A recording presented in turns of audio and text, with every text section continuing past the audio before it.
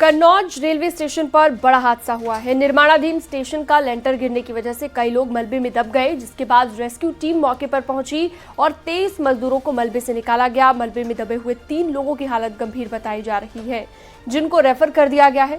सूचना मिलते ही मंत्री असीम अरुण भी मौके पर पहुंचे, हालात का जायजा लिया गया। सीएम योगी ने कन्नौज रेलवे स्टेशन पर हुए हादसे का संज्ञान लिया है।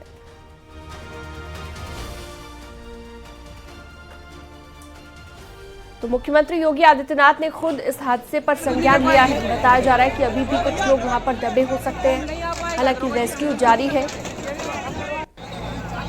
और खुद मंत्री असीम अरुण, जो कि स्थानीय विधायक भी हैं, वो मौके पर पहुंचे और हालातों का जायजा लिया।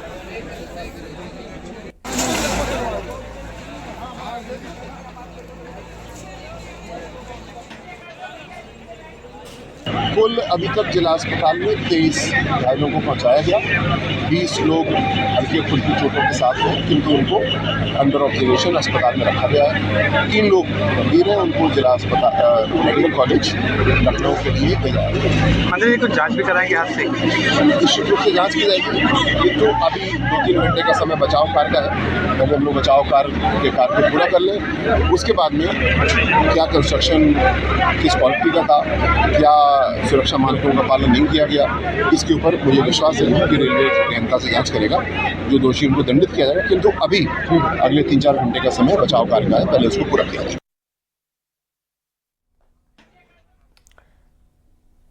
तो लगातार आप देख रहे हैं हादसे की तस्वीरें। हादसा हुआ जहां पर 20 से ज्यादा लोग मलबे के नीचे दबे हुए बताए जा रहे हैं और 14 से ज्यादा लोग हॉस्पिटल भी ले जाए जा चुके हैं। गंभीर हालत में भर्ती उन्हें करवाया गया है। और यहाँ पर हमारे सहयोगी भी लगातार मौजूद हैं, जो हमें जानकारी दे रहे हैं। सूर्य वाजपेयी हमारे साथ जुड़ गए हैं कन्नौज से ज़्यादा जानकारी के साथ। सूर्य, अभी क्या लेटेस्ट अपडेट मिल पा रही है? कितने लोग अभी भी मलबे में दबे हुए हैं? क्या स्थिति है वहां पर, जरा बताइएगा। देखिए, मैं आपको बताऊं कि कन्नौज जिला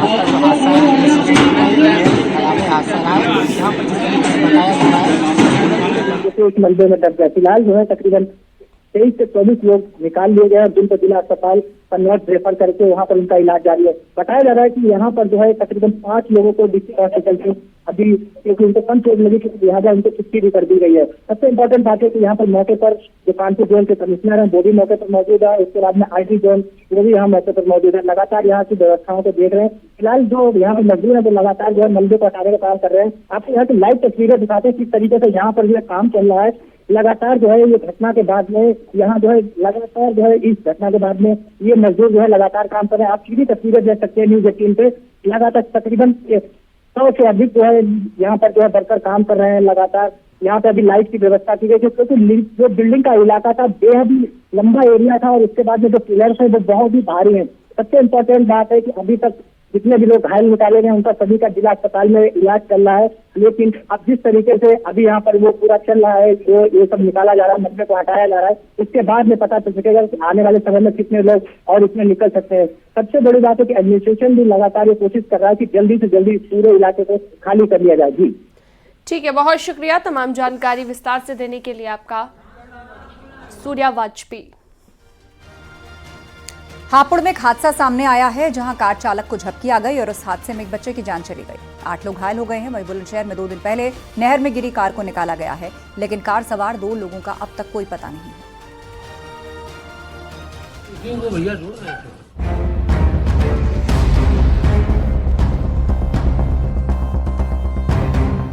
दिल्ली से कार में सवार होकर एक परिवार मुरादाबाद जा रहा था। उन्हें नहीं पता था कि आगे रास्ते में एक अनहोनी उनका इंतजार कर रही थी। कार थाना सिंभावली क्षेत्र के नेशनल हाईवे 9 से गुजर रही थी। खुडलिया गांव के पास कार चालक को झपकी आ गई, जिसके बाद कार अनियंत्रित होकर हाईवे को छोड़ पलटते हुए नीचे खेतों में जा गिरी। कार में कुल 9 लोग सवार थे। हादसे के बाद हाईवे पर हड़कंप मच गया। स्थानीय लोगों ने पुलिस को सूचना दी। कार में सवार घायलों के बाहर निकालने की कोशिश शुरू हुई। मौके पर पुलिस भी पहुंची। आनन फानन में घायलों को नजदीक के अस्पताल ले जाया गया, लेकिन इलाज के दौरान 9 साल के बच्चे की मौत हो गई। बाकी घायलों का इलाज चल रहा है। घायलों में महिलाएं और बच्चे भी शामिल हैं। बताया जा रहा है कि कार सवार शहनवाज अपनी ससुराल दिल्ली से लौट रहा था। कार वही चला रहा था। अचानक उसे झपकी आ गई और ये हादसा हो गया। बाद में पुलिस ने हाइड्रा की मदद से कार को खेतों से बाहर निकाला। बुलंदशहर में भी दर्दनाक हादसा सामने आया। यहाँ के वलीपुरा गंग नहर में एक कार गिर गई। कार में 2 लोग सवार थे जो हादसे के बाद लापता हो गए थे। काफी घंटों तक उनकी तलाश चलती रही। एनडीआरएफ, एसडीआरएफ के अलावा जिला प्रशासन ने भी मोर्चा संभाला। गोताखोर लगातार तलाश करते रहे। दोनों के काफी दूर बहने की आशंका जताई गई। बुधवार की देर रात कार अनियंत्रित होकर नहर में जा गिरी। दिल्ली के आनंद विहार इलाके में रहने वाले अर्पित अपने दोस्त अनिरुद्ध के साथ स्विफ्ट कार में सवार होकर जा रहे थे। कार को नहर में गिरता देख राहगीरों ने शोर मचाया और पुलिस को इसकी जानकारी दी। बाद में नहर में समाई कार को जेसीबी और क्रेन की मदद से बाहर निकाला गया। न्यूज 18 के लिए हापुड़ से विपिन गिरी और बुलंदशहर से प्रशांत कुमार की रिपोर्ट।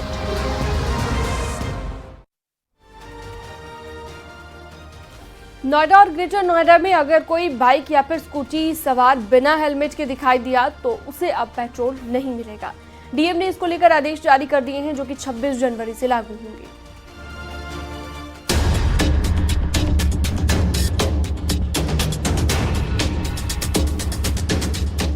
हर साल देश भर में सड़क हादसों में हजारों लोगों की जान चली जाती है, जिसको लेकर समय समय पर गाइडलाइन भी आती रहती है। लेकिन फिर भी कई लोग ट्रैफिक नियमों की अनदेखी करते हैं और अनहोनी का शिकार हो जाते हैं। नोएडा और ग्रेटर नोएडा में अब बिना हेलमेट पहने स्कूटी या बाइक सवार पेट्रोल पंप पहुंचा तो उसे पेट्रोल नहीं मिलेगा। ये नियम सख्ती से लागू होगा क्योंकि डीएम ने इसे लेकर आदेश भी जारी किए हैं। गौतम बुद्ध नगर जिलाधिकारी मनीष वर्मा ने एक आदेश जारी किया है। आदेश के तहत no helmet no petrol campaign दोबारा से लॉन्च किया गया है और शहर में इसे प्रभावी रूप से लागू किया जाए, इसको मद्देनजर पेट्रोल पंप कर्मियों को पत्र भी लिखा गया है। आपको बता दें कि लगातार जिस तरीके से सड़क हादसों में बढ़ोतरी देखी जा रही है और साथ ही उसमें भी 2 पहिया वाहन, लगातार इसको देखते हुए और इसकी रोकथाम को देखते हुए यह आदेश दोबारा से जारी किया गया है। दरअसल में परिवहन आयुक्त की तरफ से एक पत्र लिखा गया था तमाम जिलाधिकारियों को और अब इस क्रम में ही गौतम बुद्ध नगर जिलाधिकारी ने आदेश को प्रभावी रूप से लागू करने के लिए पत्र जारी कर दिया। ये हमारा जो एमबी एक्ट है उसमें भी प्राविधान है कि जो व्यक्ति हेलमेट बिना हेलमेट के अगर 2 पहिया वाहन चलाता है तो उस पर जुर्माना किया जाता है और ये कानूनन अपराध की श्रेणी में आता है। जो भी पेट्रोल पंप संचालक हमारे इस सर्कुलर का आदेश का पालन नहीं करेगा उसके खिलाफ हम लोग कार्रवाई करेंगे, जो भी उचित कार्रवाई होगी। और अगर लगातार उल्लंघन होगा तो उनका जो लाइसेंस है उसके भी निरस्तीकरण के बारे में हम लोग विचार कर सकते हैं। जिले के सभी पेट्रोल पंप संचालकों से no helmet no fuel hoarding लगाने के लिए कहा गया है। प्रशासन इसको लेकर सख्त एक्शन लेने के मूड में है। सीसीटीवी कैमरे से भी निगरानी की जाएगी। सड़क सुरक्षा माह चलने की वजह से ट्रैफिक कर्मी चौराहे और मुख्य मार्गों पर तैनात किए गए हैं। आपको बता दें कि आंकड़ों की माने तो करीब पिछले वर्ष यानी साल 2024 में 17 लाख 2 पहिया वाहनों के चालान काटे गए थे।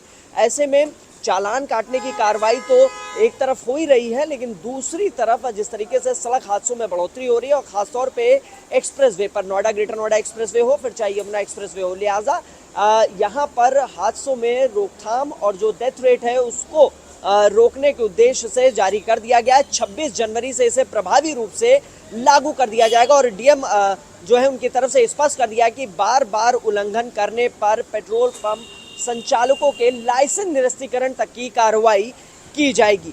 कैमरामैन विपिन के साथ हिमांशु शुक्ला, न्यूज़ 18 नोएडा।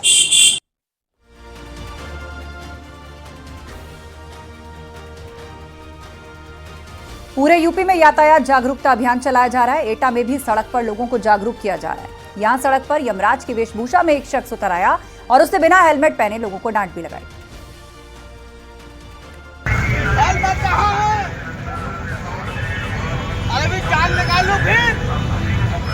सड़क पर यमराज की वेशभूषा और यमराज बना शख्स बेहद गुस्से में है। वो हेलमेट न पहनने वालों को चेतावनी दे रहे हैं कि लापरवाही भारी पड़ सकती है। सड़क पर जो भी बाइक या स्कूटी सवार बिना हेलमेट के पाया गया वो डांट से नहीं बच सका। लोग माफी मांगते भी दिखाई दिए। इतना ही नहीं, उन्होंने ट्रैफिक नियम तोड़ने वाले कई लोगों को हेलमेट पहनाया और उन्हें गुलाब का फूल भी दिया। जागरूकता फैलाने की कोशिश की। जिंदगी बहुत कीमती है और अगर सड़क पर गाड़ी चलानी है तो पूरे नियम कायदे मानना जरूरी है।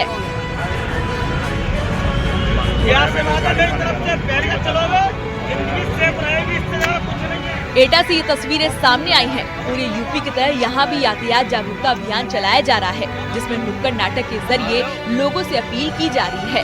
यमराज के पात्र के जरिए ये बताने की कोशिश की जा रही है कि गाड़ी में बिना सीट बेल्ट के चलाना ठीक नहीं है। लोगों को ये भी चेतावनी दी जा रही है कि अगर आगे से ट्रैफिक रूल्स की अनदेखी हुई तो कड़ी कार्रवाई की जाएगी।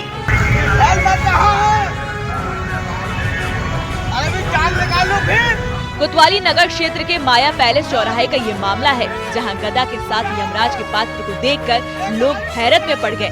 भले ही ये नुक्कड़ नाटक का हिस्सा है, लेकिन इसका संदेश लोगों की भलाई के लिए है।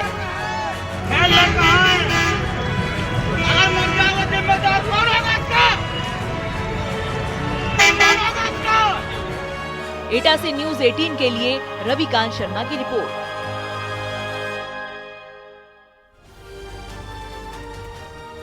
झांसी में एक बंदर अचानक से मॉल में घुस आया, जिसके बाद उसने जमकर उत्पात मचाया। मॉल में आए लोग उसे देखकर सहम गए और अफरा तफरी का माहौल बन गया। देखिए।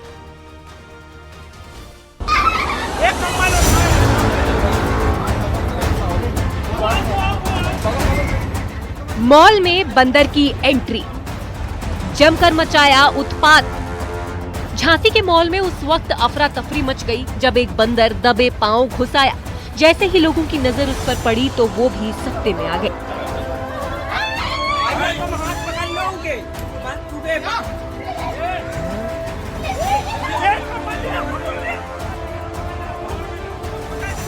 अगर बंदर को छेड़ा जाता तो फिर वो गुस्से में आकर हमला भी कर सकता था।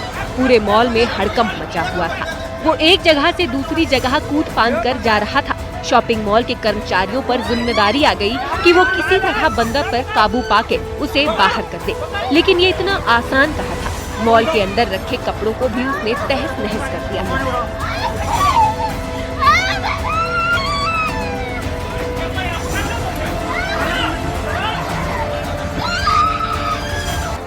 बंदर एक लड़की के कंधे पर चढ़ गया। लड़की बुरी तरह डर गई।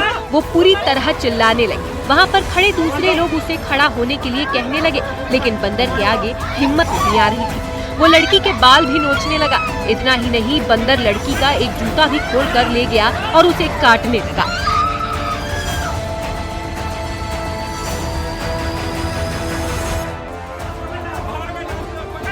उसे काबू करने के लिए केला खिलाया गया।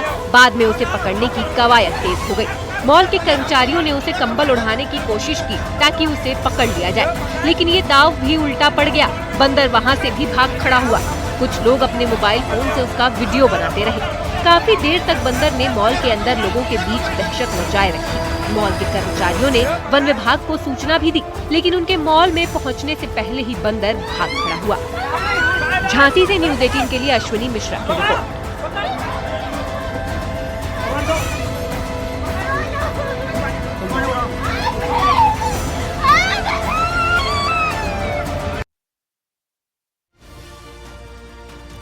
रामलला की प्राण प्रतिष्ठा की पहली सालगिरह के मौके पर अयोध्या में महाउत्सव चल रहा है और इस खास मौके पर बड़ी संख्या में अयोध्या नगरी लोग पहुंचे हैं। सीएम योगी आदित्यनाथ ने राम दरबार में हाजिरी लगाकर पूजा अर्चना की और इस दौरान श्रद्धालुओं में गजब का उत्साह दिखा दिया।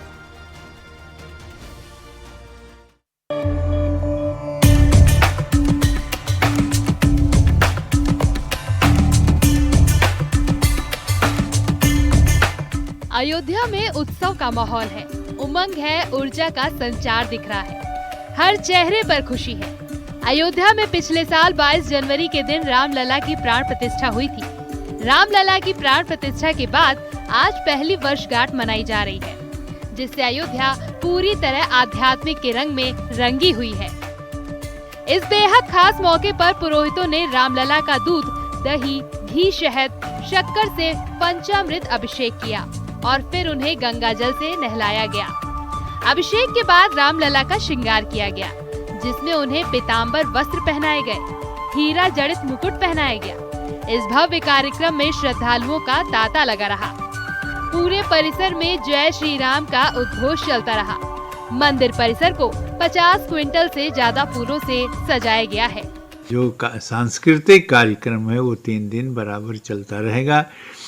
इसलिए आज इस समय आप देखिए तो अयोध्या जो है राममय हो गई है। इस प्रकार की जो व्यवस्था है बहुत ही सुंदर ढंग से उसका व्यवस्था किया जा रहा है। मुख्यमंत्री योगी आदित्यनाथ अयोध्या नगरी पहुंचे। सीएम योगी ने रामलला की प्राण प्रतिष्ठा की पहली वर्षगांठ पर श्री राम के दरबार में पहुंचकर उनके चरणों में मत्था टेका। पूजा अर्चना करके वहां पर मौजूद साधु संतों से मुलाकात कर उनका आशीर्वाद भी लिया। वहीं उन्होंने मंदिर की परिक्रमा भी की। इस दौरान सीएम योगी ने अंगद टीला से संवाद किया और राम मंदिर के बनने के संघर्ष पर भी बात की। दर्जनों पीढ़ियां चली गई, एक ही कामना थी और वह थी अयोध्या में हम अपने प्रभु रामलला को विराजमान होता हुआ देख सके। सब सौभाग्यशाली हैं कि इन तिथियों को अपने इन भौतिक चक्षुओं से देखने का सौभाग्य हम सबको प्राप्त हुआ है। 1 वर्ष पूर्ण होने के उपलक्ष्य में हिंदू पंचांग के अनुरूप श्री राम जन्मभूमि तीर्थ क्षेत्र न्यास के द्वारा आज प्रतिष्ठा द्वादशी के रूप में यानी पौष शुक्ल द्वादशी की इस पावन तिथि को आज प्रतिष्ठा द्वादशी के रूप में आयोजित करते हुए त्रिदिवसीय इस आयोजन का शुभारंभ किया गया है। अयोध्या पूरी तरह बदल चुकी है। अयोध्या का इस तरह से कायाकल्प हुआ कि आज अयोध्या नगरी ने पूरी दुनिया में अपनी अलग ही छाप छोड़ी है। खुद सीएम योगी ने इसका जिक्र किया। राम जी की पेड़ी में वहीं पर सरयू जी का जल सड़ता रहता था। हजारों वर्ष पहले लंका पर विजय प्राप्त करने के उपरांत भगवान श्री राम पुष्पक विमान से अयोध्या धाम पधारे थे और हजारों वर्षों के बाद भी विज्ञान जब इतना प्रगति कर चुका है तब भी अयोध्या में कोई एयरपोर्ट नहीं था जहां पर कोई फ्लाइट लैंड कर सके। लेकिन आज अयोध्या के पास अपना इंटरनेशनल एयरपोर्ट है। अयोध्या की सड़कें त्रेता युग का स्मरण करा रही हैं। श्रद्धालु भी अयोध्या पहुंचकर भाव विभोर नजर आ रहे हैं। त्रेता युग जैसी अयोध्या को देखकर हर राम भक्त प्रसन्न है। भव्य मंदिर का जो दर्शन करने का हमें मौका मिला है तो हमारा तो मन बिल्कुल गदगद हो रहा है और इच्छा रहती है बालाजी महाराज और श्री राम भगवान हमें बार बार ऐसा मौका दे भी उनके दर्शन कर पाए। आज रामलला के दर्शन करने आए इस मौके पर हमें बहुत ज्यादा खुशी है इस मौके के लिए कि हम भगवान का आभार करते हैं कि आज की स्थापना दिवस पर भगवान ने हमें ये मौका दिया है। हम अपने पूरे परिवार के साथ भगवान राम के दर्शन करने के लिए आए हैं। हम यही चाहते हैं कि भगवान श्री राम की कृपा हमारे पूरे परिवार पर बनी रहे। बहुत बहुत बहुत ज़्यादा अच्छा लग रहा है। इतना अच्छा यहाँ का सारा व्यवस्था भी बहुत अच्छा है। यहाँ जब हम रुके हैं वहाँ भी बहुत अच्छा लग रहा है। पूरे अयोध्या में उत्सव चल रहा है। रामलला के प्राण प्रतिष्ठा की पहली वर्षगांठ के मौके पर अगले 3 दिनों तक भव्य कार्यक्रमों का आयोजन होगा। अलग अलग सांस्कृतिक कार्यक्रमों की प्रस्तुति दिखेगी। देश भर से साधु संत इस बड़े आयोजन में पहुंचे हैं। अंगद टीला पर ही भगवान राम के जीवन पर आधारित प्रसंग पर कथाएं होंगी। इसके अलावा भजन की प्रस्तुति भी होगी, जिनमें नामचीन हस्तियां शिरकत करेंगी। Bureau report, news 18।